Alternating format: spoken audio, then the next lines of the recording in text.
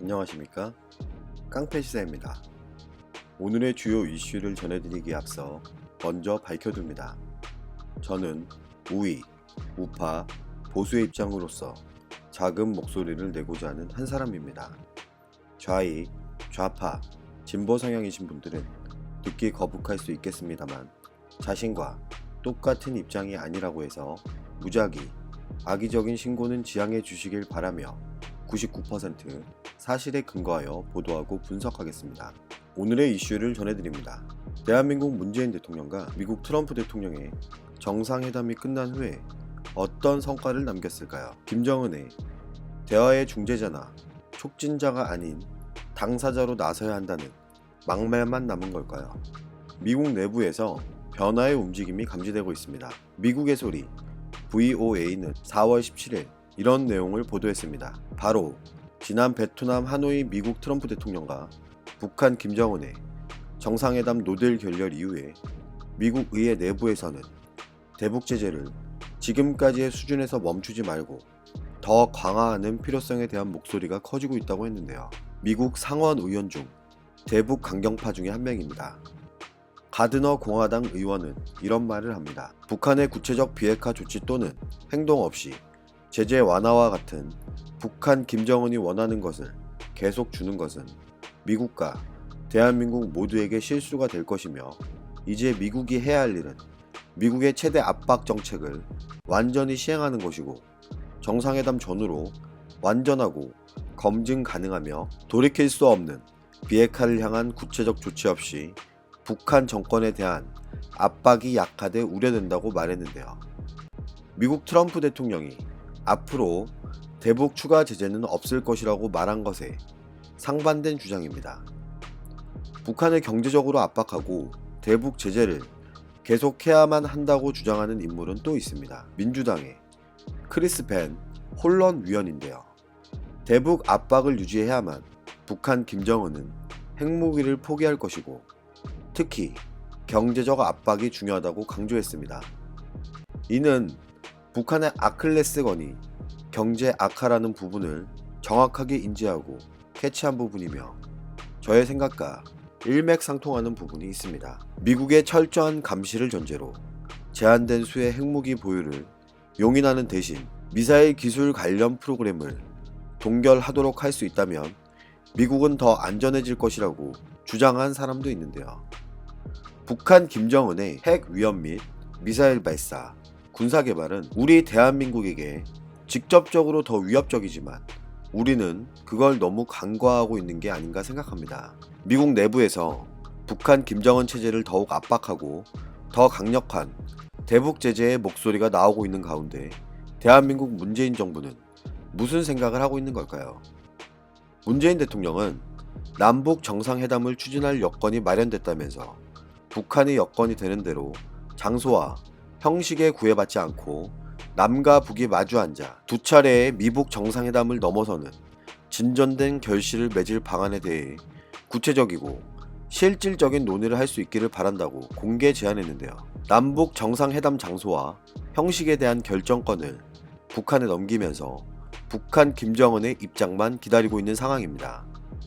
도대체 우리는 왜 언제부터 스스로를 낮추고 약자가 되어 북한 김정은의 입장을 먼저 생각하고만 있는 걸까요? 미국 트럼프 대통령처럼 북한의 완전한 비핵화, FFVD가 없기 전까지는 어떠한 대북 제재 해제도 없다는 강력한 목소리에 동참할 수는 없는 걸까요? 개인적으로 이 상황이 참으로 답답합니다. 이런 와중에도 북한 김정은은 어떠한 답을 내주고 있지 않는 상황인데요. 문재인 대통령이 대북 특사 파견을 통한 4차 남북 정상회담을 추진하고 있지만 북한에서는 아직 이에 대한 답을 주지 않고 있는 것으로 보입니다. 미국 트럼프 대통령과 북한 김정은이 톱다운 방식에 대한 대화의 긍정적인 메시지를 보내면서도 북한의 비핵화 협상의 내용을 둘러싼 이견이 생긴 만큼 섣불리 거리를 좁히지 못한 결과로 보이는데요. 대한민국 통일부 장관은 4월 17일 서울 중구에 위치한 웨스틴 조선호텔에서 열린 통일연구원 28주년 학술회의 축사를 마친 뒤 기자들과 만나서 이런 말을 합니다. 남북 정상회담을 위한 추가적 대북 접촉은 어떻게 할 계획이냐는 질문에 여러 가지 차원에서 모색하고 있다며 정리되는 대로 말씀드리겠다고 답변했습니다. 여러 가지 차원으로 검토한다는 것이 도대체 어떤 의미인가요? 대한민국 문재인 대통령이 북한 김정은의 형편이 되고 상황이 되는 대로 만나겠다고 이미 말한 와중에 우리 관계부처가 무슨 말을 정확하게 할 수 있을까요? 대한민국 통일부 안에서도 여러 논의를 하고 있고 내일 NSC 국가안전보장회의 상임위원회도 열리기 때문에 충분히 검토하고 나서 말씀드리겠다는 입장을 밝혔는데요. 우리는 언제까지 북한 김정은의 메아리 없는 대답만 기다려야 하나요? 대한민국의 한 언론 매체는 이런 보도를 했습니다. 외교에 정통한 소식통을 인용해 문재인 정부가 한미 정상회담 전에 북한의 대북 특사 파견 등 고위급 대화 가능성을 추진했으나 북측이 회신하지 않아 성사되지 않았다고 보도했으며 대한민국과 북한 간 물밑 접촉이 전혀 이루어지지 않고 있기 때문에 결국 문재인 대통령의 공개 제안으로 대화 요구 수위를 높인 것이라고 전했는데요. 남북 정상회담을 제안한 지 이틀이 지나도록 북한 측으로부터 이렇다 저렇다 할 답변도 얻지 못한 문재인 정부는 지금 이 상황이 얼마나 답답할까요? 실제 북한은 베트남 하노이 정상회담 노딜 결렬 이후에 개성에 위치한 남북 공동연락사무소의 근무 인원을 일방적으로 철수시켰다가 아무런 해명 없이 다시 복귀시키는 등 대한민국과 대화의 소극적인 모습을 보여왔었는데요. 그때도 문재인 정부는 이렇다 할 항의 한마디조차 하지 못했습니다. 문재인 정부는 도대체 어떤 업적을 남기고 싶은 걸까요? 그 속내가 정말 궁금한데요. 문재인 정부는 대북 특사와 관련해서도 북한의 응답이 있었는지 구체적으로 답변하고 있지 않지만 추측컨대 그동안 북한 김정은이 대한민국을 대해왔던 태도를 고려했을 때 북한 측으로부터 분명한 답을 듣지 못했을 가능성이 높아 보입니다. 며칠 뒤인 4월 27일에는 문재인 대통령과 북한 김정은이 남북 정상회담을 했던 1주년입니다. 4월 27일 전후로 기획되고 있는 기념행사 역시 북한으로부터 어떠한 명확한 답이 오지 않은 것으로 알려졌기에 통일부 장관은 이와 관련해서 여러 가지 준비를 하고 있고 조만간 발표할 것이지만 북한과 이야기되는 사항이 있냐는 질문에는 정확한 답변을 하지 못한 채 얼버무리기도 했는데요. 북한의 이런 막무가내 무시하는 태도에도 문재인 정부는 생각을 바꿀 의지가 없는 것 같습니다. 문재인 정부는 북한의 대북 특사를 보내 정상급 차원에서 대화를 실시한다는 기존 방침을 유지할 계획이라고 합니다. 그래서일까요? 남북 경협 사업에 속도가 나기 시작했습니다. 여러분은 개성에 있는 만월대라는 곳을 아십니까? 만월대는 송악산 남쪽 기슭에 위치한 유적지로 919년 태조 왕건이 개성에 도읍을 정하고 홍건정의 침입으로 소실될 때까지 고려 왕이 정무를 보며 주된 거처로 삼았던 곳인데요. 현재 북한의 국보 제122호로 지정돼 있으며 개성 역사 유적지구에 포함돼 유네스코 문화유산에 등재되기도 했습니다.